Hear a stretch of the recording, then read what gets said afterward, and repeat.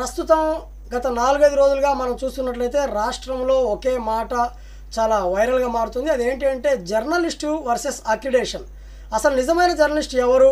Accreditation ఉన్నటువంటి వ్యక్తి ఒక నిజమైన జర్నలిస్ట్గా పరిగణించబడతాడా, లేకుంటే అక్రిడేషన్ లేకుండా కూడా గల్లీలో నుంచి ప్రతి ఒక్కరి వార్తలను ప్రజలకి ప్రభుత్వానికి మధ్య వారధిగా ప్రజల మధ్య నిల్చునే వ్యక్తి జర్నలిస్ట్గా పరిగణించబడతాడా? ఈ రెండింటికి తేడా ఏంటి? ఒకవైపు చూసుకున్నట్లయితే అక్రిడేషన్ జర్నలిస్టులు ఉన్నారు, మరోవైపు చూసుకున్నట్లయితే డిజిటల్ మీడియాలో పనిచేస్తున్నటువంటి క్షేత్రస్థాయిలోకి వెళ్ళి పనిచేసేటటువంటి గ్రౌండ్ లెవెల్ యూనియన్ ఉంది. అలాగే జై యూనియన్ అని చెప్పి ఆంధ్రప్రదేశ్లో ఇటీవలి కాలంలో 2 సంవత్సరాల నుంచి యూట్యూబ్ ఛానల్ తరపు నుంచి గట్టిగా పనిచేస్తున్నటువంటి ఒక సంస్థ, ఆ సంస్థ సభ్యులు మనకి ఈ డిబేట్లో ఉన్నారు. ఈ అక్రిడేషన్ వర్సెస్ జర్నలిజం ఏది గొప్పతనం అనేది తేల్చేద్దాం. ముందుగా జై యూనియన్కి వ్యవస్థాపక అధ్యక్షులు సంజయ్ రెడ్డి గారు ఉన్నారు విశాఖపట్నం నుంచి. నమస్తే అండి సంజయ్ గారు. నమస్తే బ్రదర్. నమస్తే. నమస్తే అండి. అలాగే మనకి సత్యసాయి జిల్లా నుంచి మహేష్ గారు ఉన్నారు, మొత్తం జిల్లాకు సంబంధించినటువంటి జై యూనియన్లో ప్రముఖ యాక్టివ్ పర్సన్. మహేష్ గారు మీకు కూడా వెల్కమ్. నమస్తే అండి. నమస్తే అన్న. నమస్తే.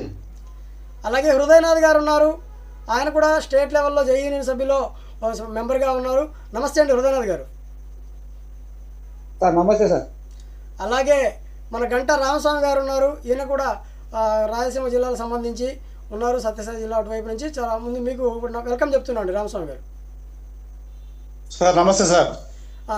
అయితే ముందుగా మనం చర్చ మొదలు పెడదాం. అసలు చెప్పండి, ఇప్పుడు సంజయ్ గారు మనం మాట్లాడుకుంటే అసలు ఈ అక్రిడేషన్ అనేది ఒక జర్నలిస్ట్కి అక్రిడేషన్ ఉంటేనే జర్నలిస్ట్గా పరిగణించబడతాడంటారా? అక్రిడేషన్ లేకుండా అతను ఒక వార్తని ప్రచురిస్తే అది వార్త అవదా? అక్రిడేషన్ లేకుంటే అసలు వార్తలు రాయడానికి అతనికి అర్హతే లేదంటారా? ఏమంటారు దీని గురించి మీరు? ముందుగా మన సాదిక్ గారికి హృదయపూర్వక నమస్కారాలండి. అలానే ఈ డిబేట్ లో పాల్గొన్న తోటి పాత్రికులైన మహేష్ గారికి, అలానే రామస్వామి గారికి, హృదయనాథ్ గారికి కూడా నా నమస్కారాలు తెలియజేస్తున్నాను. సో ప్రస్తుత సమాజంలో జర్నలిస్ట్కి అధిక ప్రాధాన్యత, ఒక గవర్నమెంట్ ద్వారా గుర్తింపు పొందిన జర్నలిస్ట్కి ఏదో ఒక కార్డు ఉంటుంది, దాన్ని అక్రిడిటేషన్ కార్డు అని. ఆ కార్డు ఉంటేనే మాత్రం జర్నలిస్ట్గా పరిగణలోకి తీసుకోవాలని, లేదు అని అంటే జర్నలిస్ట్ కాదు అని కొంత అపోహ. ఇది ప్రభుత్వ జీవో కాదు, అలానే ఏ అధికారి కానీ లేదా ఏ రాజకీయ నాయకులు కానీ ఏ రాజ్యాంగం కానీ చెప్పింది కాదు. కానీ సమాజంలో ఇది ఒక అపోహగా మాత్రమే కొనసాగుతుంది. సో నాకు తెలిసినంత వరకు అంటే ఒక journalist association of YouTubers JAY జై అనే ఒక యూనియన్ ని స్టార్ట్ చేసి డిజిటల్ మీడియా జర్నలిస్టులకు కూడా తోటి పాత్రికేయ మిత్రుల వరే అందాల్సిన ప్రతి సంక్షేమం కూడా అందాలి, అదే గౌరవము అదే గుర్తింపు కావాలి అని ఈ 1.5 సంవత్సర కాలంలో సుదీర్ఘ పోరాటం చేస్తున్న జర్నలిస్ట్ అసోసియేషన్ ఆఫ్ యూట్యూబర్స్ వ్యవస్థాపక ప్రధాన కార్యదర్శిగా ఉన్న నేను ఈరోజు కూడా ఒక యూట్యూబ్ న్యూస్ ఛానల్ ని నడిపిస్తున్నాను, back to back B2B news అనేది. సో ఈ యూనియన్ రూపొందించిన తర్వాత రాష్ట్ర వ్యాప్తంగా నేను ఏ విధంగా ఉంది పరిస్థితి అనే దానిని తెలుసుకోవడం కొరకు ప్రయాణించిన నేపథ్యంలో నేను తెలుసుకున్న అంశాలు, నా అనుభవాన్ని ఈరోజు మీ అందరితో కూడా పంచుకోవాలనుకుంటున్నాను. సో మొదటిగా ప్రస్తుతం అసలు జర్నలిస్ట్ ఎవరో, కొసరు జర్నలిస్ట్ ఎవరో తెలియడం లేదు. ఎవరు పడితే వాళ్ళు జర్నలిస్టులుగా చలామణి అవుతున్నారు, ఏది పడితే అది మాట్లాడుతున్నారు. ఒకరు యూట్యూబ్, ఇంకొకరు ఆ ట్యూబ్ అంటారు. ఎవరిది ఏ ట్యూబో తెలియడం లేదు. మీడియా రంగంలో పెరుగుతున్న ఇలాంటి విపరీత కడధోరణుల వల్ల నిజమైన జర్నలిస్టులకు గౌరవం ఎక్కడ కూడా దక్కడం లేదు. ఈ పరిస్థితి మారాలి, దీనికి ఫుల్ స్టాప్ పడాలి. ఒకానొక సమయంలో ఒక రాష్ట్ర ముఖ్యమంత్రి ఈ విధంగా అన్నారు, జర్నలిస్ట్ కి డెఫినేషన్ ఏందో చెప్పండి, ప్రభుత్వం ఎవరిని జర్నలిస్ట్ గా గుర్తించాలో డిసైడ్ చెయ్యండి, జర్నలిస్ట్ ఎథికల్ లైన్ ఏంది, అతడు ఏ హద్దును దాటకూడదు, ఒకవేళ దాటితే జరిగే పరిస్థితుల పట్ల ఎలా స్పందించాలి, వీటన్నింటిపై ఆలోచన చేసి ఒక పరిష్కార మార్గం చూపించాల్సిన బాధ్యత జర్నలిస్టుల పైన, జర్నలిస్టుల యూనియన్ల పైన, ప్రభుత్వం పైన ఉంది అని హైదరాబాద్ రవీంద్ర భారతిలో JNJ సొసైటీ జర్నలిస్టులకు ఇండ్ల జాగా అందజేత అనే కార్యక్రమంలో ఒక జర్నలిస్టు నేటి తెలంగాణ రాష్ట్ర ముఖ్యమంత్రి అయినటువంటి రేవంత్ రెడ్డి గారు స్వయాన పలికిన పలుకులు అన్నమాట ఇది. ఉమ్, నిజమైన నిఖార్సైన జర్నలిస్ట్ ఎవరో తేల్చాలంటూ సాక్షాత్ ముఖ్యమంత్రే ఈ చర్చకు లేవనెత్తడం మంచి పరిణామంగా మనం చెప్పుకోవచ్చు. ఉమ్, ఉమ్, ఏది జర్నలిజం, ఎవరు జర్నలిస్ట్, ఉమ్, జర్నలిజం భాష ఏంటి, జర్నలిస్ట్ బాధ్యత ఏంటి, ఉమ్, వృత్తి అర్హతలేంటి అనే ప్రశ్నలను జర్నలిస్ట్ లోకం కూడా వాటికి సమాధానాలు వెతకాల్సిన సందర్భం, సమయం కూడా సాక్షాత్తు ఇదే జర్నలిజం. అంటే ఇప్పుడు ఇవన్నీ సంజయ్ గారు మరి కాదు, ఇప్పుడు ఇవన్నీ అక్రిడేషన్ ఉన్నటువంటి వాళ్ళలోనే ఉన్నాయంటారా? అక్రిడేషన్ ఉంటేనే అలా ఇవన్నీ ఎప్పుడు ఉన్నాయంటారా? మనం అనుకోకూడదు. ఎట్టి పరిస్థితుల్లో అక్రిడేషన్ కి మరియు జర్నలిజానికి మనం ముడి అనేది కట్టకూడదు. అసలు మరి జర్నలిస్ట్ కి అక్రిడేషన్ కి సంబంధం ఏంటి? అక్రిడేషన్ ఉంటేనే జర్నలిస్ట్ అంటే ఉమ్, అక్రిడేషన్ కేవలం ఒక గుర్తింపు కాదు. ఉమ్, అక్రిడేషన్ అనేది ప్రభుత్వం లేదా ఒక సంస్థ ఇచ్చే ఒక పాలనాపరమైన గుర్తింపు పత్రం మాత్రమే. ఉమ్, వాస్తవానికి వార్తలు సేకరించి ప్రచురించి లేదా ప్రసారం చేసే ప్రతి ఒక్కరూ జర్నలిస్టే. ఉమ్, అక్రిడేషన్ ఉన్నా లేకపోయినా ఉమ్, రాజ్యాంగం కల్పించిన హక్కుతో ఎవరైనా జర్నలిజం చేయవచ్చు. ఉమ్, అక్రిడేషన్ కి జర్నలిజానికి మధ్య తేడాలని మనం గమనించినట్లయితే ఉమ్, పత్రికలు గాని టీవీలు గాని డిజిటల్ మీడియాలో పనిచేస్తూ నిరంతరం వార్తలు సేకరించేవారు, సమాచారాన్ని ప్రజల్లోకి తీసుకువెళ్లేవారు అందరూ జర్నలిస్టులే. మరి అలాంటప్పుడు అక్రిడేషనే ఉమ్, ఇప్పుడు అలాంటప్పుడు ఈ అక్రిడేషన్ ప్రామాణికంగా తీసుకోవడం ఎంతవరకు కరెక్ట్ అంటారు?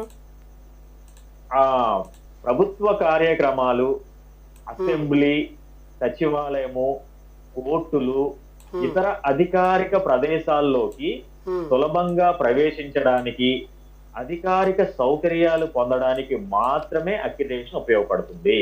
ఉమ్, ఇది ఒక గుర్తింపు మాత్రమే కానీ ఉమ్, వ్యక్తి నైతికతకు లేదా పాత్రికేయ ప్రతిభకు ప్రామాణికం ఎప్పుడూ కాదు. ఉమ్, అక్రిడేషన్ లేని కారణంగా ఏ ఒక్కరిని రిపోర్టింగ్ చేయకుండా ఎవరూ ఆపలేరు. ఉమ్, ముఖ్యంగా ఈ రోజుల్లో ఫ్రీలాన్సర్ లేదా చిన్న మీడియా సంస్థల్లో పనిచేసే వారికి ఉమ్, అక్రిడేషన్ లేకపోయినా ఉమ్, వారు జర్నలిస్టులుగానే పరిగణించబడుతున్నారు. ఉమ్, అక్రిడేషన్ అనేది ఒక వసతి, ఒక ఫెసిలిటీ అంతే తప్ప ఉమ్, అది లేకపోతే జర్నలిస్ట్ కాదు అనడం తప్పు. ఉమ్. అయితే ఇప్పుడు మీరేమంటారు మహేష్ గారు? ఇప్పుడు సంజయ్ గారు చెప్తున్నట్టు అక్రిడేషన్ అనేది ఒక గుర్తింపుకి, ప్రభుత్వ కార్యాలయాలకి, ప్రెస్ మీట్కి వెళ్ళడానికి ఒక గుర్తింపు కార్డు లాంటిదే, దానికి ఎలాంటి ప్రాధాన్యత కానీ ప్రామాణిక కానీ లేదంటున్నారు. కానీ మనం ఇటీవల కాలంలో చూసుకున్నట్లయితే కొన్ని చోట్ల, అంటే అన్ని చోట్లని కాదు, చాలామందికి అక్రిడేషన్ ఉన్న వాళ్ళని కొంచెం లైన్ వేరు చేస్తున్నారు అన్నట్లుగా అని కొంతమంది అంటూ ఉన్నారు. మరి ఇలాంటి క్రమంలో దేశంలోనే మనం చూసుకున్నట్లయితే చాలామంది సీనియర్ రిపోర్టర్లందరూ కూడా అక్రిడేషన్ కార్డులలో ఇమడలేక వాళ్ళకై వాళ్ళు సొంతంగా ఒక మీడియా ఛానల్ పెట్టుకొని ఒక డిజిటల్ మీడియాలోకి ఎంటర్ అయ్యారు. మరి ఇది మనం ఏ విధంగా చూడొచ్చు అంటారు? సార్ నమస్తే సార్. ఇక్కడ భారతదేశంలో ఎంతో మంది అనుభవజ్ఞులైనటువంటి వారు, పెద్దవారు ఉన్నారు. సీనియర్ పాత్రికేయులు చాలా మంది ఆ ఛానల్స్ లో పని చేయలేక చాలా ఒత్తిళ్లు ఎదురయ్యి వాళ్ళ సొంత కాళ్ళ మీద వాళ్ళు నిలబడే దానికోసము వాళ్ళకంటూ ఒక ప్లాట్ఫామ్ ఏర్పాటుకు సొంతంగా ఒక యూట్యూబ్ అని ఏర్పాటు చేసుకున్నారు. ఆ యూట్యూబ్ లో చాలా వరకు న్యూస్లు అన్ని ప్రతి ఒక్కటి శాటిలైట్ వాళ్ళు ఎక్కడికైతే వెళ్ళి న్యూస్ తీసి వాళ్ళు ప్రింట్ చేయలేకపోతారు చాలా మంది. కానీ మన వాళ్ళు అట్లా కాదు, యూట్యూబ్ లో ఎక్కడున్నా కూడా ప్రతి ఒక్కటి గ్యాదర్ చేసి వెంటనే 10 నిమిషాల్లో న్యూస్ చేస్తున్నారు అంటారు మన వాళ్ళు. అలాగే అక్రిడేషన్ లేకుంటే ఎవరైనా ప్రెస్ మీట్ రావచ్చా అనే క్వశ్చన్ మీరు అన్నారు కదా, ఆ క్వశ్చన్ మీద అసలు అది ప్రశ్నే కాదు సార్ నన్ను అడిగితే యాక్చువల్ గా. ఎందుకంటే ప్రెస్ మీట్ కి వెళ్ళాలి అంటే, ఎవరైనా ప్రెస్ మీట్ కి రావాలంటే నిర్ణయించేది అక్రిడేషన్ కాదు. దానికి ఆహ్వానం ఇవ్వడం మనకి, మీరు అక్రిడేషన్ ఉన్నా లేకపోయినా మీరు బ్రదర్ మీరు రండి, మేము మీకు ఆహ్వానిస్తున్నాము, మా న్యూస్ మీరు తీసుకొని స్ప్రెడ్ చేయండి అని చాలా మంది మనకి టీచర్స్ కావచ్చు, ప్రతి ఒక్కరు ఎవరైనా కావచ్చు, అధికారులు కావచ్చు, నాయకులు కావచ్చు, ప్రతి ఒక్కరు మనకి ఇంటిమేషన్ ఇస్తున్నారు. ఆ ఇంటిమేషన్ తీసుకున్న తర్వాతే మనం ప్రతి ఒక్కరిలోకి వెళ్ళి మనం న్యూస్ తీసుకొని 10 నిమిషాలు అంటే 15 నిమిషాల లోపల వార్త మనము పంపిస్తున్నాము. అంటే ఇప్పుడు పేపర్ కావచ్చు, ఈరోజు వార్త రాసామంటే రేపటి మహేష్ గారు మీరేమంటున్నారంటే మనకి వార్త అనేది యూట్యూబ్ ఛానల్లో మనం స్వతంత్రంగా మనం వార్త వేస్తున్నాం, అది ఆటోమేటిక్గా వచ్చేస్తుంది అంటున్నారు మీరు. పెద్ద మీడియాలో ఇవి రావు కదా. పెద్ద మీడియాలో ఇప్పుడు మీరు స్వతంత్ర మీడియా కాకుండా మనం పెద్ద మీడియాకి పనిచేస్తున్నట్లయితే ఇవన్నీ సకాలంలో వస్తాయా రావు అని మీ వాదన, అంతే కదా? మరి ఇప్పుడు అంతే సార్. అలాగే ఇప్పుడు చాలా చోట్ల ఏమైపోయిందంటే అక్రిడేషన్ ఉంటే మాత్రమే అలో చేద్దాం అనే రకంలో ఉన్నారు. కానీ ప్రజలు నిర్ణయించేది అక్రిడేషన్ అయితే కాదు. ప్రజలు నిర్ణయించి ప్రజలు మనకి ఆహ్వానిస్తే అదే మనకి అక్రిడేషన్ తో సమానము. ఎందుకంటే ప్రజలు గుర్తించాలి నీకు అక్రిడేషన్ ఉందా లేదా, ప్రజలు గుర్తించాలి. ప్రజలు గుర్తిస్తేనే ఏదైనా కూడా మన ప్రజల్లోకి వెళ్ళేసి ఆ వార్త తీసుకోవడానికి మనకు అవకాశం. సంజయ్ గారు ఇప్పుడు మీరు ఒక మాట చెప్పండి. మహేష్ గారు మీరు ఓకే. సంజయ్ గారు ఇప్పుడు అక్రిడేషన్ ఉంటేనే జర్నలిస్ట్గా పరిగణిస్తున్నటువంటి ఈ ట్రెండ్ నడిచే క్రమంలో అసలు అక్రిడేషన్ ఉన్న వాళ్ళలో నిజంగా జర్నలిస్ట్ కావాల్సిన అర్హతలు ఉన్నాయంటారా? ఇప్పుడు అక్రిడేషన్ ఉన్న వాళ్ళందరిలో జర్నలిస్ట్ కావాల్సిన అర్హతలు ఏమైనా ఉన్నాయా? ఖచ్చితంగా అది ఆ కార్డు వాళ్ళని జర్నలిస్ట్గా చిత్రీకరిస్తుందా, చెప్పగలుగుతుందా? లేదు, పూర్తి స్థాయిలో అలా లేదండి. ఈ రోజుల్లో మనం చూసుకున్నట్లయితే వాస్తవికతని మనం మాట్లాడుకున్నట్లయితే ఒక పత్రికలో గాని లేదా ఒక ఛానల్లో గాని సుదీర్ఘ కాలం పాటు ఒక 5 సంవత్సరాల నుంచి 10 సంవత్సరాల నుంచి 20 సంవత్సరాల నుంచి అనేక సేవలు అందిస్తున్న మండల స్థాయి రిపోర్టర్ నుంచి జిల్లా స్థాయి బ్యూరో వరకు నిబద్ధతతో పనిచేసే వాళ్ళకి ఆ సంస్థ అక్రిడేషన్ ఇస్తుందా అని అంటే కోటికో తప్ప ఖచ్చితంగా ఇది జరుగుతుందని లేదు. ఈ రోజుల్లో మార్కెట్ లో కూరగాయలు ఏ విధంగా ఉన్నాయో అలా అక్రిడేషన్ లో ఆ సమయానికి అమ్ముడుపోతున్నాయి. నాకు తెలిసినంత వరకు ఆటో డ్రైవర్ కి అక్రిడేషన్ ఉంటుంది, పాన్ షాప్ పెట్టుకున్న వాడికి అక్రిడేషన్ ఉంటుంది. ఇతను జర్నలిస్ట్ కాడు. ఏ రోజు ఒక వార్తా విశేషాలని సమాజంలోకి వెళ్లి సేకరించి దృష్టికి గాని ప్రజల దృష్టికి గాని తీసుకెళ్లేవాడు మాత్రం కాదు. మరి ఈ ప్రభుత్వ సంక్షేమ పథకాలు అనేది ఒక జర్నలిస్ట్ అందాల్సిన విధంగా అందుతాయి అనేది అక్రిడేషన్ ద్వారా ఇద్దాం అనుకునేటప్పుడు వీడు జర్నలిస్టే కాదు, వాడికి దాని ద్వారా ఆ సంక్షేమ పథకాలు పొందాలి అని మార్కెట్ లో ఎంత ధర అని ఫిక్స్ చేసి దాన్ని కొనుగోలు చేసుకోవడం జరుగుతుందండి. నిబద్ధతతో కొన్ని సంవత్సరాల నుంచి పనిచేసిన జర్నలిస్ట్ కి మాత్రం పూర్తి స్థాయిలో ఆ సంస్థ అక్కడ ఒక్క రూపాయి కూడా తీసుకోకుండా అసలు సేవనికి గుర్తించి మాత్రం అక్రిడేషన్ ఇవ్వదు. అక్రిడేషన్ సమయంలో ఇంత అని దానికి రేట్ ఫిక్స్ చేసి ఆ డబ్బుని కడితే తప్ప అక్రిడేషన్ ఇవ్వట్లేదు. అక్రిడేటెడ్ ఉన్న జర్నలిస్ట్ పూర్తి స్థాయిలో నియమ నిబంధనలను ఆధారంగా చేసుకొని ప్రతి ప్రాంగణంలోకి అధికారికంగా వెళ్లి వాస్తవికతను ప్రజల దృష్టికి గానీ ప్రభుత్వం దృష్టికి గానీ తీసుకెళ్లే విధంగా అర్హత కలిగి ఉన్నాడు లేదా అడుగులు వేస్తున్నాడు అని అంటే అక్కడ జరగట్లేదు. సార్ మరి అలాంటప్పుడు డబ్బుతో జర్నలిజానికి సంబంధించి గుర్తింపు కొనుక్కుంటే అసలు జర్నలిజంకి విలువ ఉంటుందా అనేది నా ప్రశ్న. ఇప్పుడు అదే కదా జరుగుతుంది. ప్రస్తుతం ప్రజల్లో కూడా జర్నలిస్ట్ భిన్నాభిప్రాయాలు చాలా ఎక్కువగా ఉన్నాయి. ప్రజల నుంచి డైరెక్ట్ గా వినిపిస్తున్న మాటలు.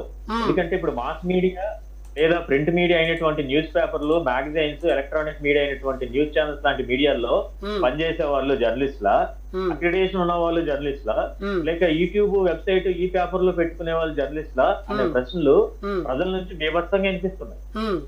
రోజు రోజుకి టెక్నాలజీ పెరుగుతుండగా సోషల్ మీడియా ప్రభావం పరిధి విస్తరిస్తోంది. దీంతో ప్రజల్లోనూ వాటి వాడకం పెరుగుతోంది. ఇదే అదనంగా చేసుకొని కొందరు జర్నలిస్టులు అవతారం ఎత్తుతున్నారు, జర్నలిజం వ్యవస్థలోకి చొరబడుతున్నారు, జర్నలిస్ట్ గా చలామణి అవుతున్నారు. నేడు mainstream media versus social media జర్నలిస్టులుగా పరిస్థితులు మారిపోయండి. కారణం ఏంటంటే మెయిన్ స్ట్రీమ్ లో అక్రిడేటెడ్ జర్నలిస్ట్ ఉంటాడు. Social media, digital media platforms అయినటువంటి యూట్యూబ్ గానీ, ఫేస్బుక్ గానీ, ఇన్స్టాగ్రామ్ గానీ, ఎక్స్ గానీ, ఇతర వెబ్ పోర్టల్ ద్వారా వాస్తవికతను క్షణాల వ్యవధిలో చూపించే జర్నలిస్ట్ కి ప్రభుత్వం ద్వారా ఇటువంటి వసతులు ఏమీ ఉండవు. కానీ ఇతను ప్రజల్లోకి క్షణాల వ్యవధిలో తీసుకెళ్తున్నాడు ఏ సమాచారమైనా.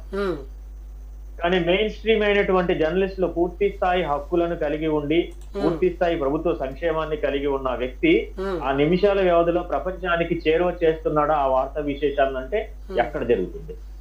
ఎక్కడ కూడా జరగట్లేదు. రామస్వామి గారు మీరేమంటారు? ఇప్పుడు అక్రిడేషన్ వర్సెస్ ఈ జర్నలిజం పట్ల ఏంటి ఈ డిజిటల్ మీడియా యుగంలో కూడా ఇంకా పాతకాలపు కార్డు విధానాలనే మనం ప్రమాణాలుగా తీసుకోవాలంటారా? రామస్వామి గారు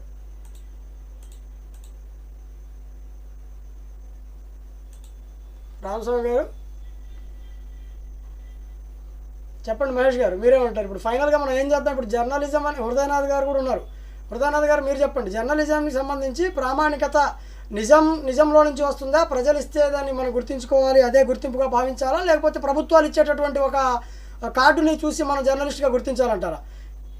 ప్రజాస్వామ్యంలో జర్నలిజం అనేది ఒక పిల్లర్, అది అందరికీ తెలిసిన విషయం. అది ఎవరో ఇచ్చిన ప్రభుత్వాలు ఇచ్చే దయ కాదు, ప్రభుత్వాలు ఇచ్చేటటువంటి ఒక పథకం కాదు, అది ప్రజాస్వామ్యం ఇచ్చినటువంటి హక్కు. సో ఇలాంటి హక్కుని ప్రభుత్వాలు ఏదో దయతలిచి ఇతన్ని మేము గుర్తిస్తున్నాము జర్నలిజం అని చెప్పి ఒక నియంత్రణ చేపట్టడం అనేది ఇది స్వాతంత్ర్యానికి, వాక్ స్వాతంత్ర్యానికి భంగం కలిగించిన విషయంగానే చాలామంది చెప్తూ ఉన్నారు. ఇప్పుడు వంగి రాసే వార్తలు నచ్చకే కదా చాలామంది పెద్ద రిపోర్టర్లందరూ కూడా సొంతగా మీడియా సంస్థ స్థాపించారు. ఇప్పుడు ఒక సంస్థ ఇచ్చేటటువంటి అక్రిడేషన్ కార్డు తీసుకొని వాళ్ళ దగ్గర జాయిన్ అయితే నిజాయితీ ఎక్కడ ఉంది? అక్రిడేషన్ కార్డు పోతుందేమోననే భయంతో నిజమైన వార్త రాయలేరు. వార్తలు యాజమాన్యానికి ఇష్ట ప్రకారం రాయాలి. మరి అలాంటప్పుడు నిజమైన వార్తలు ప్రజల్లోకి ఎలా వస్తాయి? రావు కదా. మరి అలాంటి సందర్భంలోనే ఇప్పుడు ప్రజలందరూ కూడా పెద్ద దేశంలోనే మీరు చూస్తే పెద్ద వాళ్ళందరూ కూడా వచ్చామని చెప్పి డిజిటల్ మీడియాలోకి వచ్చామని చెప్తా ఉన్నారు. సో ఫైనల్గా ఈ డిబేట్ ద్వారా మనకు తెలిసింది ఏంటంటే సంజయ్ గారు చెప్పండి సార్. ఇప్పుడు ఏమంటే ఈ జర్నలిజం అనేది ఒక నాయకులకు ప్రభుత్వాలకు పొగటానికి మాత్రం ఉండదు. ఈ అక్రిడేషన్ ఎవరైతే తీసుకుంటారో ఆ అక్రిడేషన్ తీసుకున్నటువంటి వాళ్ళు నాయకులను పొగడాల్సిందే, ప్రభుత్వాన్ని పొగడాల్సిందే. ఒకవేళ పొగడకపోతే అక్రిడేషన్ రద్దు చేస్తారు.